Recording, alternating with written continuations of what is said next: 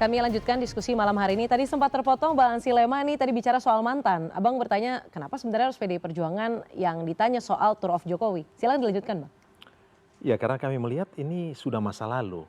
Kami juga sudah tutup buku dan sudah tidak ada hubungan apa-apa, tidak ada relevansinya buat PDI Perjuangan.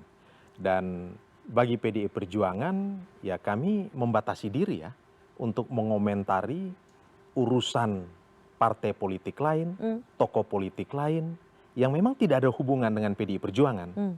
Terkait dengan agenda yang bersangkutan ini, logika sederhananya mestinya teman-teman partai politik yang berada di koalisi pemerintahan Presiden Prabowo Subianto itu yang harusnya diajak untuk berdiskusi soal ini. Kenapa? Karena hari ini kita tahu bahwa presidennya itu adalah Presiden Prabowo Subianto. Dan Presiden Prabowo Subianto itu ibarat matahari, kalau dalam orkestrasi itu ibarat konduktor tunggal yang memimpin orkestrasi untuk menghasilkan sebuah harmoni yang sangat baik kan begitu. Dan mestinya teman-teman partai yang bergabung dalam pemerintahan ini mestinya ditanyakan begitu.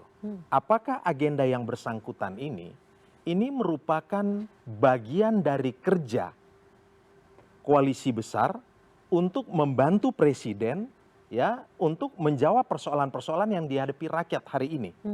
Apakah memberikan kontribusi dan juga nilai tambah bagi kerja ataupun kinerja kabinet Presiden Prabowo Subianto?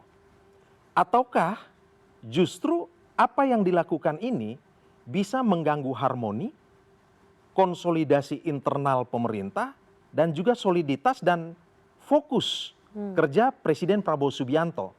Dan mungkin yang paling mendasar yang mestinya ditanyakan kepada teman-teman partai koalisi yang bergabung dalam pemerintahan ini adalah ini sebenarnya masih merupakan fase kerja, mengingat kabinet Presiden Prabowo Subianto ini kan belum genap 2 tahun. Ataukah hari ini sebenarnya lebih dilihat sebagai sebuah manuver politik yang arahnya sebenarnya menuju kepada kepentingan kontestasi di 2029. Kalau PDI Perjuangan ini kan partai yang berada di luar kekuasaan hari ini. Dan fokus serta prioritas PDI Perjuangan hari ini bukan ke sana.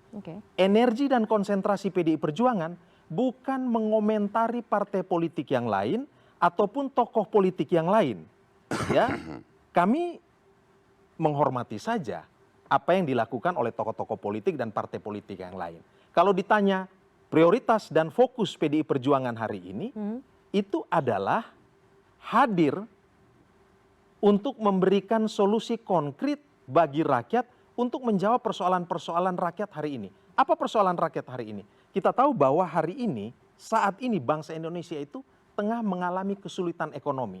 Maka kebutuhan real yang sangat mendesak itu pasti terkait dengan penciptaan lapangan pekerjaan. Dan kita tahu bahwa pemerintah ini telah berjanji untuk menciptakan 19 juta lapangan pekerjaan. Dan kalau lapangan pekerjaan terbuka akan ada pendapatan, masyarakat akan punya daya beli, dan itu akan membantu kesejahteraan masyarakat. Tetapi kan hari ini kita tahu persoalannya adalah apa? Pengangguran, kemiskinan, kebutuhan untuk penciptaan lapangan pekerjaan, dolar yang terus mengalami depresiasi di hadapan rupiah, ini dampaknya kemana-mana. Maka kalau kita bicara dalam politik, itu kan sejatinya hanya ada 2 fase. Yang pertama, fase kontestasi, perebutan kekuasaan, fase eleksi, dan itu sudah kita lalui pada 2024. Lewat fase ini kemudian partai politik dan pemerintahan dan para politisi mendapatkan mandat dan kepercayaan publik untuk melakukan kerja. Setelah fase kontestasi, fase eleksi, masuk kepada fase aksi implementasi untuk menjawab persoalan rakyat. Nah hari ini bagi PDI Perjuangan, 2026 itu lebih dekat ke 2024. Bukan lebih dekat ke 2029. Karena itu mestinya energi bangsa hari ini, itu semuanya didedikasikan untuk kerja menjawab persoalan rakyat. Karena kebutuhan real rakyat hari ini itu adalah penciptaan lapangan pekerjaan, pendapatan masyarakat ditingkatkan, daya beli masyarakat ditingkatkan, pengangguran dan kemiskinan itu dipangkas. Ini persoalan real. Dan partai-partai politik, seluruh partai politik mestinya betul-betul fokus kepada agenda Presiden Prabowo Subianto untuk mensukseskan kerja selama 5 tahun ini. Dan ingat, tidak boleh ada matahari yang lebih dari satu. Kan begitu? Oke. Semuanya harus fokus. Kita bisa bayangkan kalau ada 10 partai politik pendukung pemerintah hari ini, dan masing-masing partai politik punya agendanya masing-masing, kita bisa pastikan bahwa pemerintahan Presiden Prabowo Subianto ini pasti tidak akan berhasil. Oke. Nah, PDI Perjuangan, walaupun berada di luar kekuasaan, kami tetap ingin agar Presiden Prabowo Subianto dan kabinet ini solid, Oke. kohesif, bisa bersinergi untuk membuat legacy, mengukir prestasi untuk menjawab apa yang menjadi kebutuhan rakyat. Oke, baik. Kalau bicara soal aspirasi, Diana, hari ini aspirasi itu semua orang juga sudah tahu. Yang tadi saya sebutkan itu. Oke. Yang belum hadir hari ini adalah solusi konkret. Kenapa? Karena masyarakat sudah well informed. Kalau ditanya semua orang, apa sih aspirasi rakyat hari ini? Yang tadi. Oke, baik. Saya minta Bang Bes langsung tanggapi begitu. Akankah Tour of Jokowi ini justru malah menciptakan matahari kembar? Iya, begini.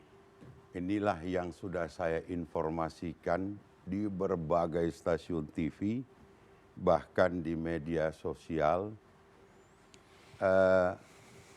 PSI ini adalah partai yang harus melalui terlebih dahulu satu fase namanya verifikasi faktual. Karena partai kami ini belum masuk ke dalam parlemen. Sangat berbeda dengan partai-partai yang ada di koalisi itu, karena mereka sudah berada di Senayan dan sudah menikmati banyak hal yang terkait dengan kursi jabatan mereka. PSI ini masih harus melalui satu fase di tahun 2027. Jadi hari ini 2026 ke 2027 itu tinggal setahun. Kita meninggalkan 2014 itu udah jauh lebih jauh gitu ya. Nah, kami harus dulu melewati fase itu, di mana hari ini PSI itu baru partai politik. Nah, ini yang kadang-kadang tidak disadari oleh banyak pihak. Baru partai politik, belum partai politik peserta pemilu. Kan begitu tuh. Nah, ini saya harapkan hari ini saya terima kasih kepada CNN, sekali lagi saya bisa menyampaikan posisi politik PSI itu ini.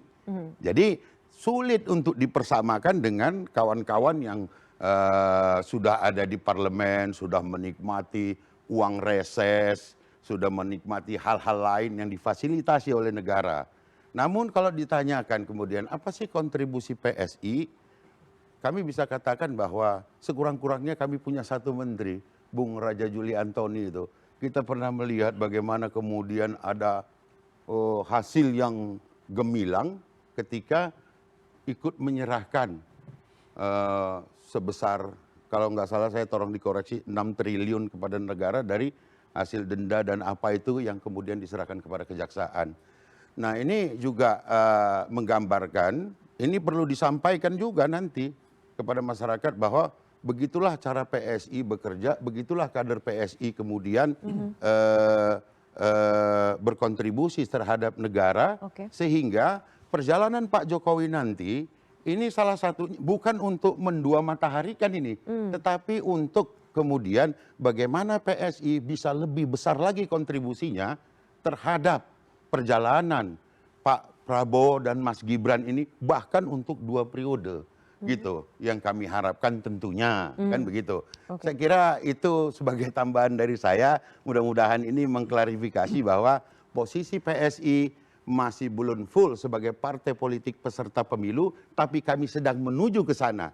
Insya Allah akan bersama Pak Jokowi dan seluruh perangkat PSI yang sedang kita persiapkan, sampai dari mulai pusat sampai ke provinsi, kabupaten, kota, kecamatan, dan tentunya sampai ke desa dan kelurahan. Saya kira itu. Tapi soal kekhawatiran 2 matahari seperti ini, Bang, apakah hal ini sebenarnya juga sudah dipetakan begitu oleh teman-teman PSI ataupun Pak Jokowi begitu, sehingga tidak memunculkan friksi baru misalnya antara Pak Jokowi dan Pak Prabowo misalnya?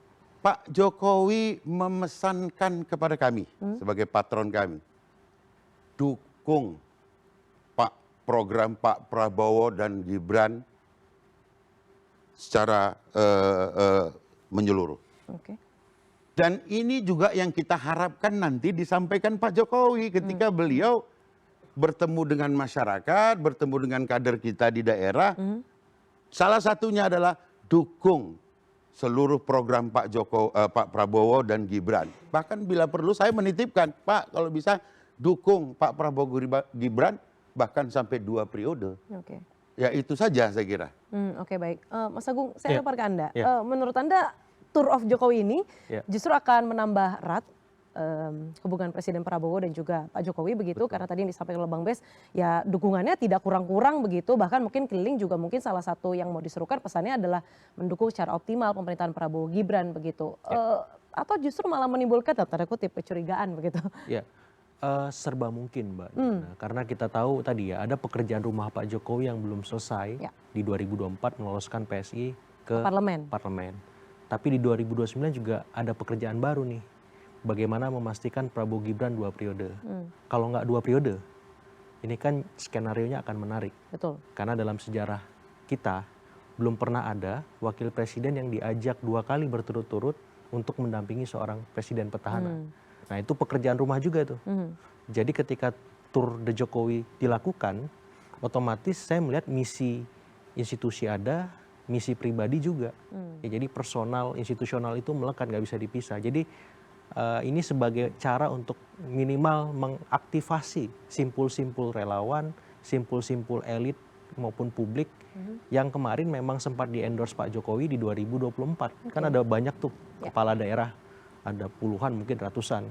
Menteri-menterinya juga di-endorse beliau dan pos-pos strategis yang lain. Nah ini mereka aware nggak bahwa nanti ketika di 2029 Pak Jokowi butuh mereka juga untuk bekerja sama semacam itu. Jadi Tour de Jokowi ini saya melihat sebagai salah satu mekanisme mengaktifasi ya simpul-simpul tadi untuk kemudian mensukseskan misi PSI terdaftar dalam ya Pileg 2029 sebagai peserta pemilu karena lolos verifikasi faktual. Semoga semacam itu. Walaupun itu tidak mudah ya.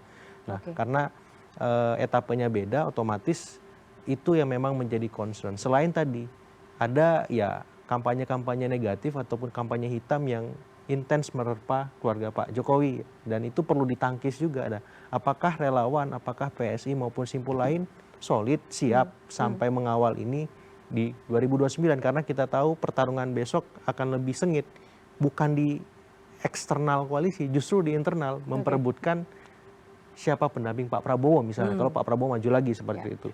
Dan itu antriannya panjang Mbak Diana.